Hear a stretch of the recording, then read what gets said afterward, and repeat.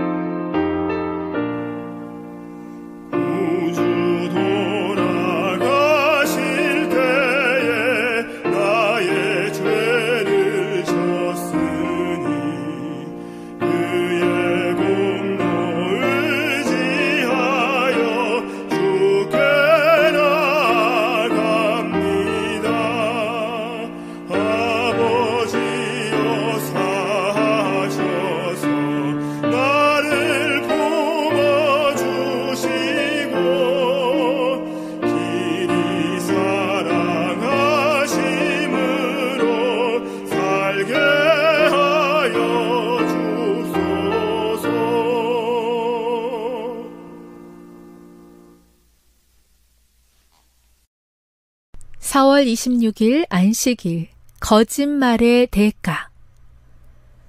거짓 입술은 여호와께 미움을 받아도 진실하게 행하는 자는 그의 기뻐하심을 받느니라. 잠언 12장 22절. 이스라엘 백성은 세겜에서 길갈의 진영으로 돌아왔다.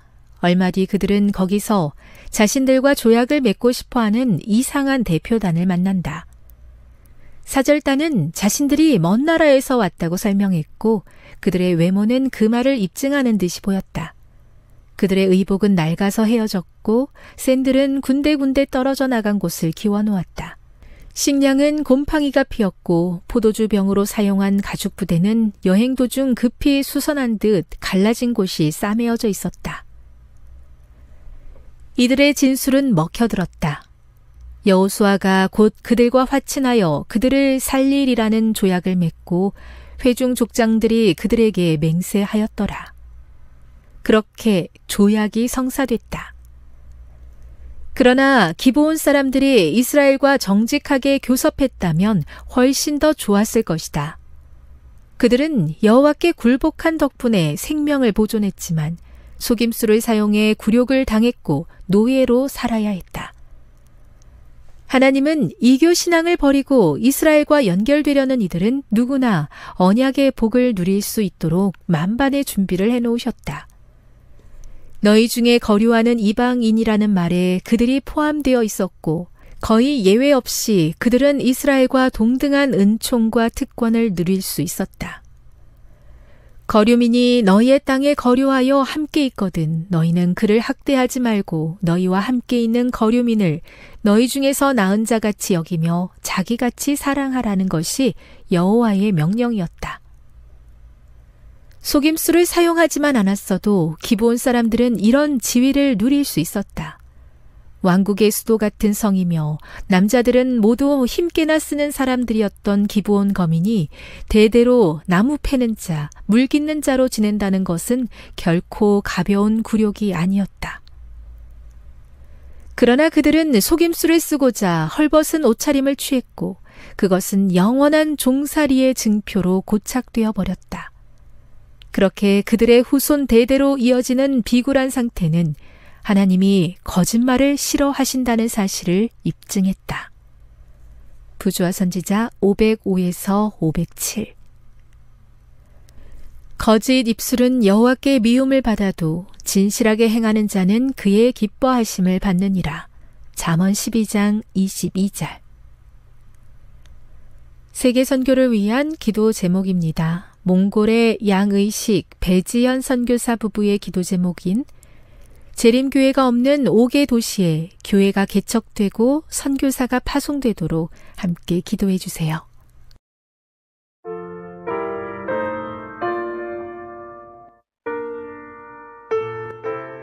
하루는 임금님이 지혜로운 한 신하에게 이 세상에서 가장 귀한 것과 가장 천한 것을 구해오도록 명령했습니다. 며칠 후 지혜로운 신하가 잘 포장된 2개의 상자를 가져왔습니다. 첫 번째 상자를 열어보았습니다. 거기에는 소의 혀가 들어있었습니다. 두 번째 상자도 열어보았습니다. 거기에도 역시 소의 혀가 들어있었습니다. 이 세상에서 가장 귀한 것과 가장 천한 것은 혀라고 이야기한 것이죠. 조금은 잔인하게 들릴 수 있는 이야기이지만 이 우화가 이야기하고자 하는 것은 분명합니다. 사람의 말은 남에게 유익을 주는 보약이 될 수도 있고 상처를 주는 독이 될 수도 있다는 것이죠. 사랑이 담긴 진심 어린 한마디의 말이 좋은 의미로 사람의 인생을 바꿔놓기도 하지만 잔인한 말 한마디가 나쁜 의미로 사람의 인생을 바꿔놓기도 한다는 말입니다. 혀는 이 세상에서 가장 부드러우면서도 제일 예리한 칼과 같다고 이야기합니다. 그래서 성경은 우리의 말을 늘 조심하도록 유의해야 한다고 이야기합니다. 한 입술에서 찬양과 저주가 동시에 나올 수 없음을 분명하게 이야기합니다. 그런데 여러분 그거 아십니까? 우리의 말은 곧 우리의 정신을 반영합니다. 거짓말은 거짓말의 정신에서 비롯되는 것이죠. 여러분들에게 권면의 말씀을 드립니다. 교회에 보내는 권면은 다음과 같이 이야기합니다. 나는 진리를 거짓으로, 선을 악으로, 순결을 죄로 바꾸고자 하는 그런 거짓말의 정신이 오늘날 활동하고 있는 것을 보았다. 사단은 하나님의 백성이라고 공언하는 자들의 상태를 보고 즐거워한다. 사단이 하나님은 사랑이 아니라고 주장하는 데 있어서 거짓말을 사용했습니다. 사단이 하와에게 제일 처음 건넨 말은 거짓이었습니다. 거짓말은 사단의 주무기입니다. 그리고 사단의 주무기인 거짓말은 이 시대의 정신이 되어 나타납니다.